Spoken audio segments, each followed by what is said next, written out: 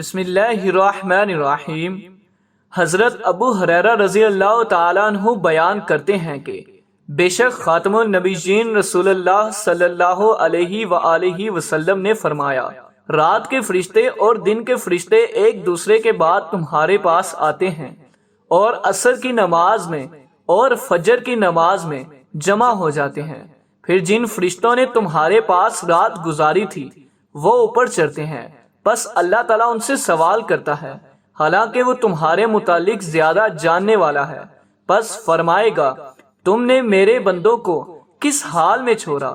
تو فرشتے کہیں گے، ہم نے ان کو اس حال میں چھوڑا کہ وہ نماز پڑھ رہے تھے، اور ہم ان کے پاس جب آئے تو وہ اس وقت بھی نماز پڑھ رہے تھے۔ جزاک اللہ۔